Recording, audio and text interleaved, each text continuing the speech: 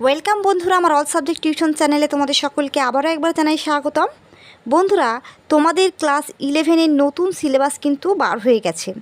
নতুন সিলেবাস অনুযায়ী আমি কিন্তু তোমাদের ক্লাস শুরু করে দিলাম। বাংলা সাবজেক্টের ক্লাস কিন্তু আমাদের শুরু হয়ে গেছে। আমরা আজকে যে বিষয়টা নিয়ে আলোচনা করব, যে ক্লাস 11-এর তোমাদের বিড়াল প্রবন্ধটি রয়েছে। বঙ্কিমচন্দ্র চট্টোপাধ্যায় রচিত বিড়াল প্রবন্ধটি তোমাদের সিলেবাসের অন্তর্ভুক্তি রয়েছে। এই বিড়াল প্রবন্ধটি আমরা সম্পূর্ণ গল্পাকারে প্রবন্ধটি পড়ে দেখব। তার কারণ হচ্ছে, এখান থেকে কিন্তু তোমরা জানো যে ফার্স্ট সেমিস্টার তোমাদের যেটা হবে সেটা শুধুমাত্র এমসিকিউ আকারে হবে। তো এমসিকিউ আকারে প্রশ্ন যেহেতু আসবে, তাই প্রত্যেকটি লাইন গুরুত্বপূর্ণ। প্রশ্ন কিন্তু কঠিন আসবে। তোমরা যদি ভাবো যে এমসিকিউ মানে সোজা ব্যাপার, হতে পারে সোজা ব্যাপার এমসিকিউ, অপশান তোমাদের দেওয়া থাকবে, কিন্তু যে অধ্যায়গুলো তোমাদের সিলেক্ট করা হয়েছে সেগুলো কিন্তু একটু ভাষাগত দিক থেকে তোমাদের কিন্তু আরও উন্নত হতে হবে। তবেই কিন্তু তোমরা সেই প্রশ্নের উত্তরটা সঠিকভাবে বুঝতে পারবে যে কি হতে পারে। তো তার জন্যই বলছি, তোমাদের টেক্সটটা পড়াটা খুবই দরকারি। টেক্সট তোমাদের পড়তেই হবে। তো আজকে আমি তোমাদের সামনে নিয়ে এসেছি বিড়াল সম্পূর্ণ মূল প্রবন্ধটি। এই প্রবন্ধটি আমরা একটু পড়ে দেখব। হয়তো তোমাদের ক্লাস 11-এর যখন বই বার হবে আমরা দেখব সেখানে একটু মার্জনা করা হয়েছে। তার কারণ হচ্ছে, এই যে বড় প্রবন্ধটি সেখানে একটু ছোট করে তোমাদের দেয়া হয়েছে।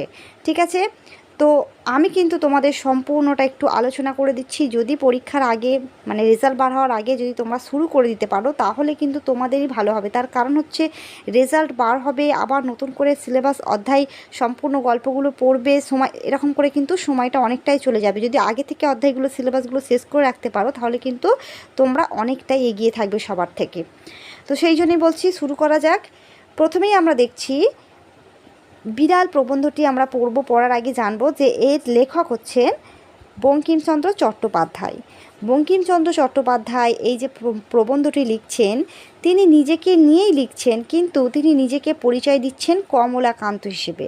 আর এটা হচ্ছে কমলাকান্তের দপ্তর থেকে পাওয়া 13 নম্বর আমাদের প্রবন্ধ। ঠিক আছে, 19 শতকের পটভূমিকায় বঙ্কিমচন্দ্র পাশ্চাত্য সাম্রাজ্যবাদ বা সাম্যবাদের সঙ্গে কিছুটা পরিচিত ছিলেন। তখনও এদেশে মার্ক্সবাদ প্রচার লাভ করেনি। মার্ক্সবাদ কি, এটা যদি বুঝতে চাও তাহলে কিন্তু তোমাদের একটু রাষ্ট্রবিজ্ঞান পড়তে হয়। যাদের রাষ্ট্রবিজ্ঞান সাবজেক্টটি আছে ক্লাস 12-এ তাদের মার্ক্সবাদ, উদারনীতিবাদ সম্পর্কে সম্পূর্ণ আলোচনা থাকবে। তবুও আমি একটু তোমাদের বুঝিয়ে দিচ্ছি মার্ক্সবাদটা আসলে কি। মার্ক্সবাদ হচ্ছে সকলের সমান অধিকার। সমাজে ধনী দরিদ্র বলে আলাদা কোনো শ্রেণী থাকবে না, একটাই শ্রেণী থাকবে, মধ্যবিত্ত একটাই শ্রেণী থাকবে। এটাই হচ্ছে মার্ক্সবাদের মূল লক্ষ্য ছিল। মার্ক্সবাদ সমান অধিকারে বিশ্বাসী, সাম্যবাদে বিশ্বাসী। সেই সাম্যবাদের ধারণা থেকেই আমাদের এই সাম্যবাদটা আসার কথা, কিন্তু তখনও কিন্তু আমাদের এদেশে মার্ক্সবাদের প্রচার লাভ হয়নি। কিন্তু বঙ্কিমচন্দ্র চট্টোপাধ্যায় যেহেতু 19 শতকের পটভূমিকা সম্পর্কে, সমাজতন্ত্রবাদ সম্পর্কে একটু পরিচিত ছিলেন, তাই তিনি আমাদের দেশেও এই প্রচারটা করতে চেয়েছিলেন। কিভাবে না, তার একটা প্রবন্ধের মাধ্যমে তিনিও বুঝিয়েছেন যে কিভাবে মানুষের সত্যিই সমান অধিকার হওয়া প্রয়োজন। সামান্য একটা বিড়ালকে নিয়ে তিনি এই প্রবন্ধটি রচনা করেছেন। হাস্যরস ফুটিয়ে তুলেছেন। বিভিন্ন হাস্যরসের মাধ্যমে তিনি বুঝিয়েছেন বিড়ালটি আসলে বিড়াল নয়, সে হচ্ছে সমাজের সবথেকে নিচু তলার দরিদ্র মানুষের প্রতিনিধি। তো শুরু করা যাক প্রবন্ধটি। দেখো, আমি শয়নগৃহে চারপাইয়ের উপর বসিয়া হুঁকা হাতে ঝিমাইতেছিলাম। একটু মিটমিট করিয়া ক্ষুদ্র আলো জ্বলিতেছে, দেয়ালের উপর চঞ্চল ছায়া প্রেতবৎ নাচিতেছে। আহার প্রস্তুত হয় নাই, এজন্য হুঁকা হাতে নিমিলিত লোচনে আমি ভাবিতেছিলাম যে আমি যদি নেপোলিয়ন হইতাম তবে ওয়াটারলু জিতিতে পারিতাম কি না। মতো সময়ে একটা ক্ষুদ্র শব্দ হইল, মিয়াও। অর্থাৎ মানেটা কি বোঝাতে চেয়েছে? রচনাটির সূচনায় লেখক কমলাকান্তকে এই দৃশ্যে উপস্থাপিত করেছে। সে তার শয়নকক্ষে অর্থাৎ শোবার ঘরে খাটিয়ার উপর বসে হুঁকো হাতে উপবিষ্ট হয়ে আছে। আফিমের নেশায় তন্দ্রাচ্ছন্ন। মিটমিট করে প্রদীপের আলো জ্বলছে। দেয়ালের উপর চঞ্চল ছায়া প্রেতবৎ নৃত্যরত, অর্থাৎ ভূত যেন নাচছে। আহার প্রস্তুত হয়নি, অর্থাৎ খাদ্য এখনও তৈরি হয়নি, খাবার তৈরি হয়নি। সেই জন্য হুঁকো হাতে কমলাকান্ত ভাবছিল সে যদি নেপোলিয়ন হতো তবে ওয়াটারলুর যুদ্ধে জয়ী হতে পারত কি না।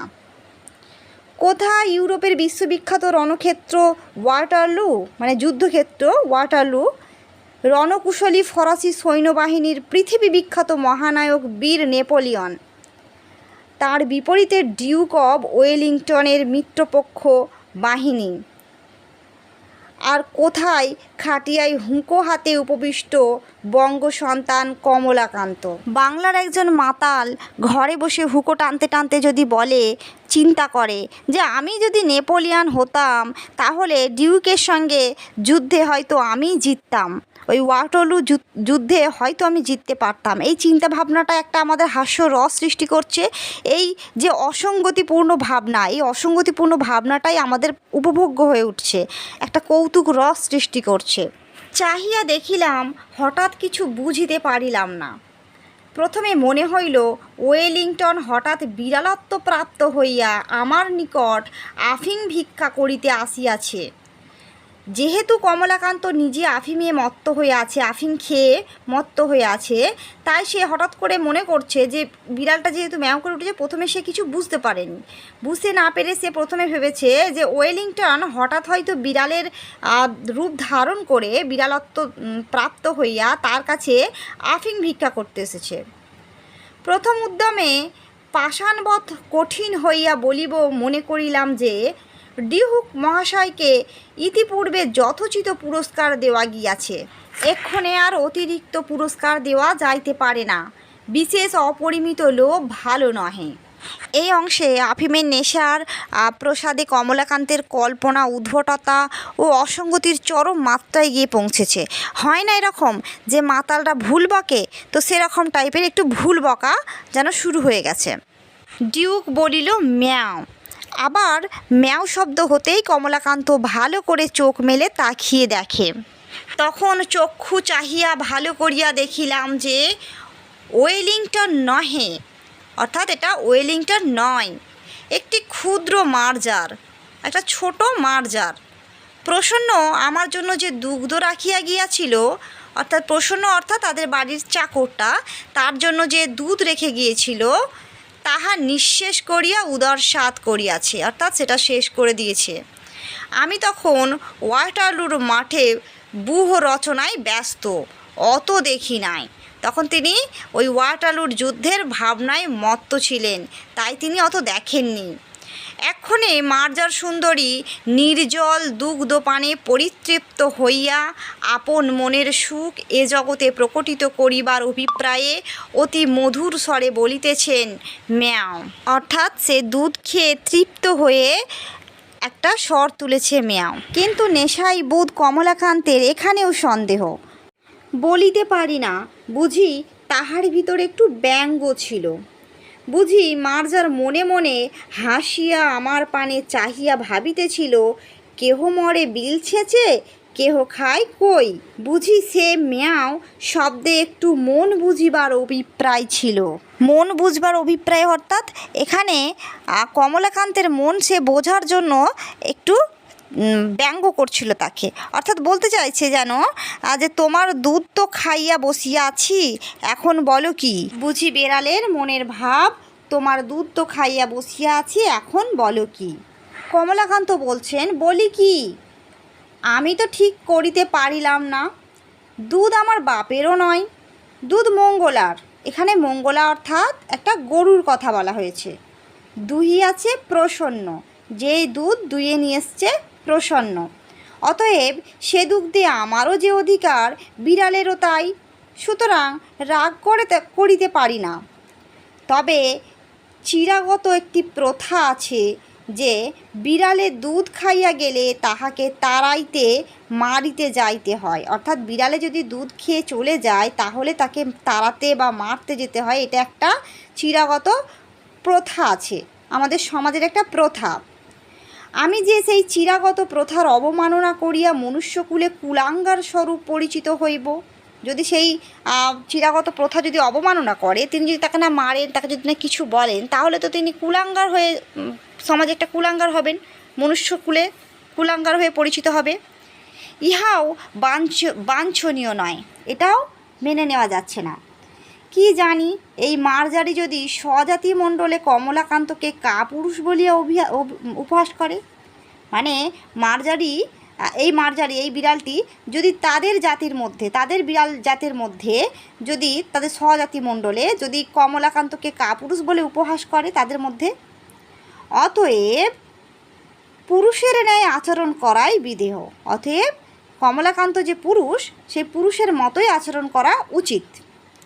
ইহা স্থির করিয়া, মানে এই কথাটা স্থির করলো, সিদ্ধান্তটা নিল যে হ্যাঁ পুরুষের মতোই আচরণ করবে।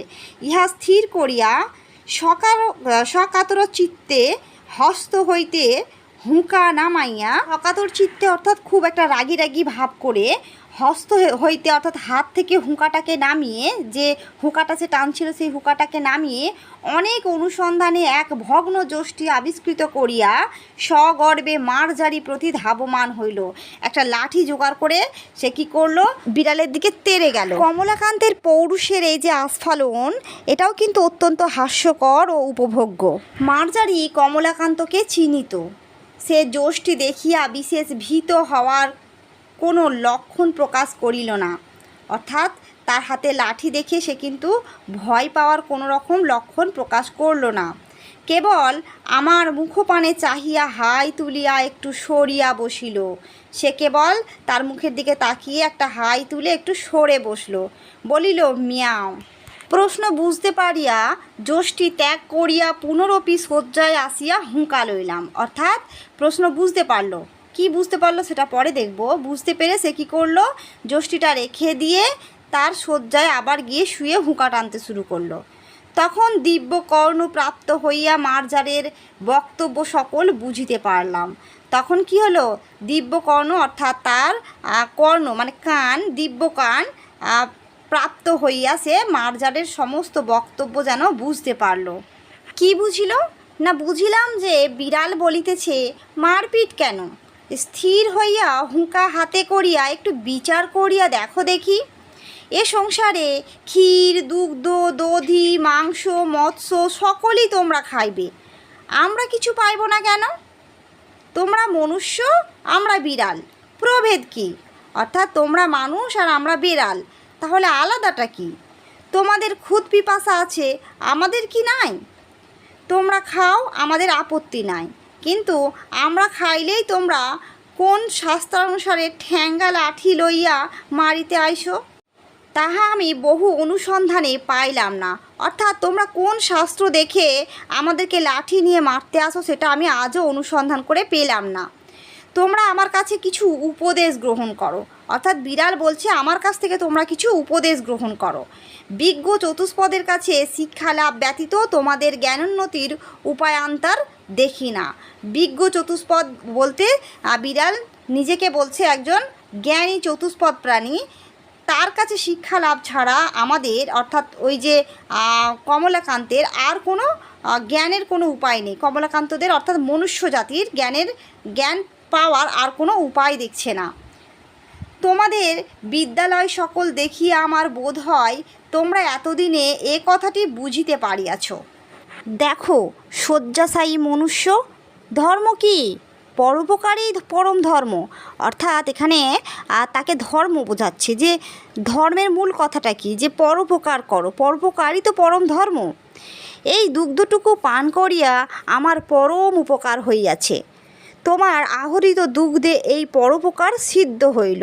অর্থাৎ তোমার জন্য তোমার খাবার এই যে দুধটি, সেটা খেয়ে আমার পরম উপকার হলো। অতএব তুমি সেই পরম ধর্মের ফলভোগী, সেই পরম ধর্মের জন্য তুমি ফল পাবে। আমি চুরিই করি আর নাই করি, আমি তোমার ধর্ম সঞ্চয়ের মূলীভূত কারণ।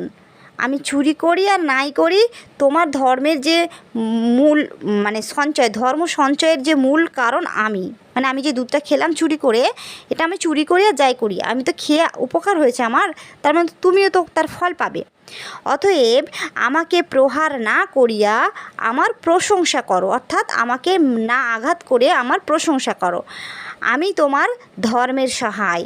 অর্থাৎ এখানে বিড়ালটি কিন্তু তাকে একটা ধর্মের বিশাল একটা জ্ঞান দিয়ে গেল। নেক্সট প্যারায় কি বলছে দেখো, দেখো আমি চোর বটে, কিন্তু আমি কি সাধ করিয়া চোর হইয়াছি? খাইতে পাইলে কে চোর হয়? দেখো, যাহারা বড় বড় সাধু চোরের নামে শিহরিয়া ওঠেন, তাহারা অনেক চোর অপেক্ষা অধার্মিক। অর্থাৎ যারা বড় বড় সাধু চোরের নাম শুনলে শিহরে ওঠে, তারাও কিন্তু অনেক একটা চোরের থেকে অনেক অধার্মিক, অর্থাৎ ধর্মকে মেনে চলে না। তাহাদের চুরি করিবার প্রয়োজন নাই বলিয়াই চুরি করেন না, অর্থাৎ তাদের চুরি করার কোনো প্রয়োজন হয় না বলে তারা চুরি করে না।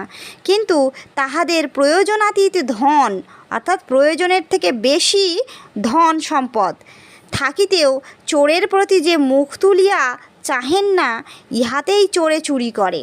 অর্থাৎ তাদের প্রয়োজনের থেকে অতিরিক্ত তাদের ধন সম্পদ থাকতেও তারা কিন্তু কখনো চোরের প্রতি মুখ তুলিয়াও চাহেন না, তাকান না।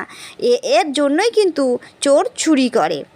অধর্ম কৃপণ ধনীর, চোর দোষী বটে, অধর্ম কৃপণ ধনীর।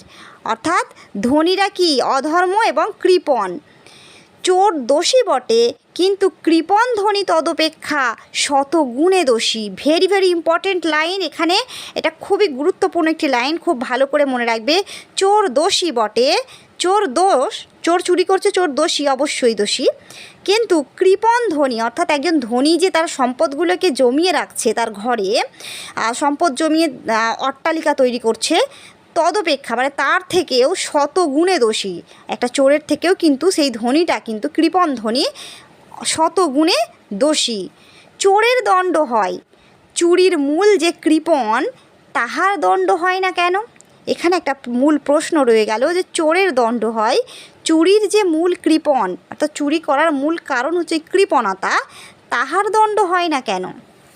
তো আজকের মতো আমরা এতটাই শেষ করলাম। নেক্সট ভিডিওতে বাকিটা আমি তোমাদের দিয়ে দেব। তার সঙ্গে তোমাদের প্রশ্ন শর্ট টাইপ যেহেতু এমসিকিউ প্রশ্ন যেহেতু আসবে, তাই এমসিকিউ আকারে আমি কিন্তু প্রশ্নগুলো তোমাদের সঙ্গে আলোচনা করে দেব। তো আজকের এই ভিডিওটি যদি তোমাদের একটুও ভালো লেগে থাকে, তাহলে চ্যানেলটিকে সাবস্ক্রাইব করে পাশে থাকা বেল বাটনটি ক্লিক করে রাখতে ভুলবে না। ওকে, ধন্যবাদ।